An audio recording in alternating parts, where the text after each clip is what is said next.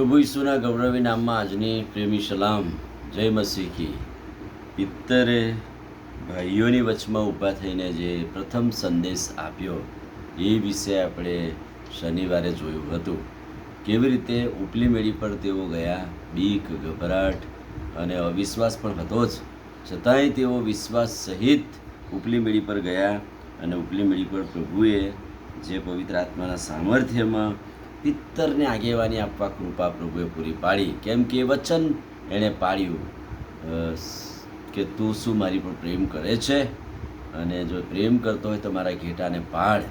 અને એણે વચન અનુસાર એ જે 120 માણસો હતા એની જવાબદારી પિત્તરના હાથે હતી. અને એટલે પ્રભુ પછી જાણે કે પોતે આગેવાન બની ગયો એમ તો નહીં, પણ પવિત્ર આત્માના સામર્થ્યમાં એણે ઉત્તેજન આપતું વચન અને પ્રથમ સંદેશ એ પવિત્ર આત્માના સામર્થ્ય દ્વારા એમણે આપ્યું.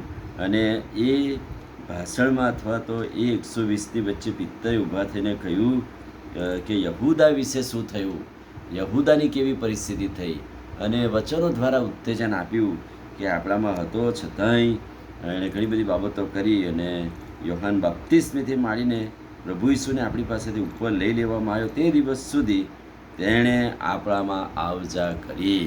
એટલે કે યહૂદા ઇસ્કારિયોતે યોહાન બાપ્તિસ્મે જ્યારે યર્દન નદીના કાંઠે બાપ્તિસ્મા આપ્યું ત્યારથી લઈને કહે છે કે પ્રભુને ઉપર લઈ લેવામાં આવે ત્યાં સુધી કહે છે કે આપણી સાથે હતો, છેક સુધી હતો, તોય આપણે એને ઓળખી શક્યા નહીં. હવે કહે છે કે હવે પ્રેરિતોના કૃત્યો અને 1 અધ્યાય અને 22મા વચનથી અંતમાં તમે જુઓ, તે સઘળા વખતમાં જે માણસો આપણી સાથે ફરતા હતા તેઓમાંથી એક જણે આપણી સાથે તેના પુનરુત્થાનના સાક્ષી થવું જોઈએ. ઈસુના પુનરુત્થાન પામ્યા પછી આ જબરજસ્ત વાત શિષ્યોમાં હતી કે આપણે એના સાક્ષી બનવાનું છે. અને એટલે કેવળ આ 12 શિષ્યો જ હતા, એમને પણ બીજા ગુપ્ત શિષ્યો પણ હતા કે જે ઈસુની પાછળ પાછળ ચાલતા હતા. અને એટલે યહૂદા ઇસ્કારિયોત પણ પાછળ હતો, છતાંય એણે કહે છે કે ભૂલ અને પાપ કર્યું, માટે કહે છે કે પ્રભુએ એ માણસ બાકાત થયો, હવે એની જગ્યા પૂરવાની.